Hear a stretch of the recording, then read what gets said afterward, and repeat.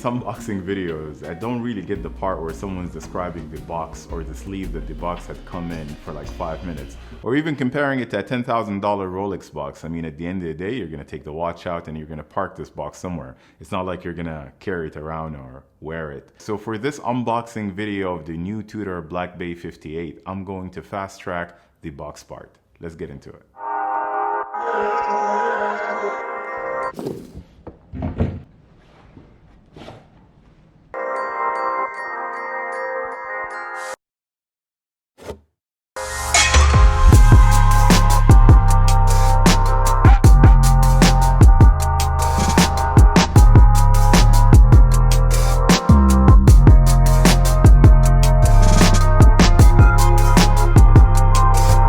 Welcome back to Watch Society. My name is Rita and I've recently bought the blue dial Tudor Black Bay 58. This is actually my second 58. The first one was a black dial. I bought it because I couldn't get an 1140-60 at the time, so I ended up buying it and I did regret it. So don't buy a watch because it looks like the one you really want. I've actually done a whole video on mistakes I made buying watches. If you missed it, click on the card above and then come back to this video.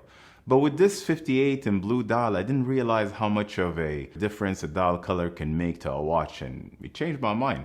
I mean, the name 58 refers to the year which Tudor released a dive watch. It was the Tudor reference 7924 from 1958. So the full reference for this 58 is M790 30B0001. 0001, of course, because this is the steel variation and there is a pattern to it. So essentially 0002 is for NATO, 0003 is for the leather strap, and 0001 is for steel.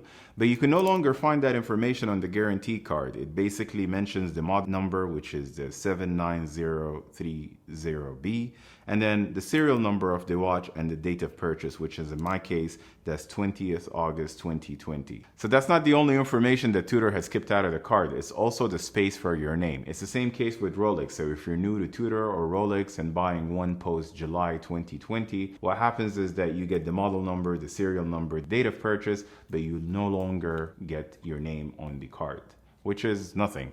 I mean, this 58 basically is part of Tudor heritage lines. So you'll get the 39K size embracing the vintage design element from a Tudor vintage dive watch with a more traditional size. You'll also get the dome sapphire crystal and screw down winding crown with the Tudor rose logo. But of course with a better modern movement that is cost certified, better water resistance, and a power reserve of 70 hours. And of course unarguably a thinner profile case than the Black Bay 41, which is one of the reasons why I had actually picked this watch. I mean, I like thin profile watches, you guys know that very well, and it's one of the reasons why I had actually picked this 58.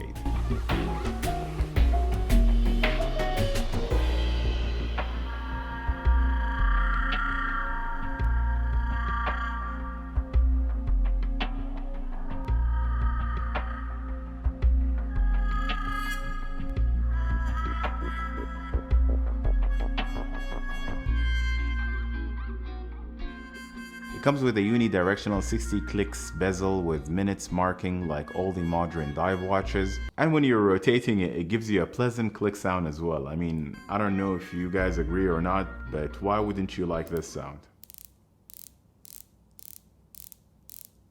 I can literally do this all day. And I heard about a batch where basically the bezel does not align exactly at 12 o'clock. Luckily this was not my case. Mine aligns perfectly with a little bit of effort to get it there. It's not an issue. I still think it's a high-end finished bezel with a good grip to operate as well.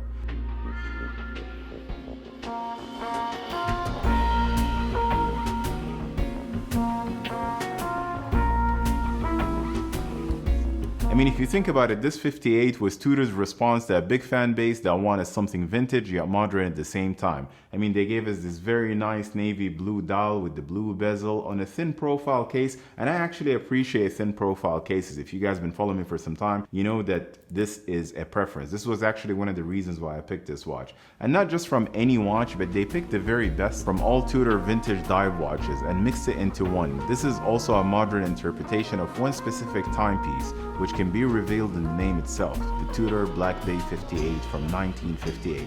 So the riveted bracelet and the no easy adjustment deploy and clasp on this 58 is still of course a point of criticism, but if you think about it, I guess this is Rolex's way differentiating it from a Rolex Submariner Oyster bracelet with a guide-lock system. Overall, I think it's a good looking functional watch, the best $3,500 you can spend on a watch. It's absolutely incredible value for money. Now, of course, this 58 is still new. I picked it up 20th August, only 4 days ago. But if you guys would be interested in seeing how I would feel about it in time from now, maybe 6 months down the line, subscribe and turn on the notification bell and I'll make sure I put something up. Also, let me know in the comment section down below how you'd feel about this 58. Is this something you see yourself wearing, enjoying, and passing on later to your kids? Until I see you guys on the next one, thank you for watching and take care.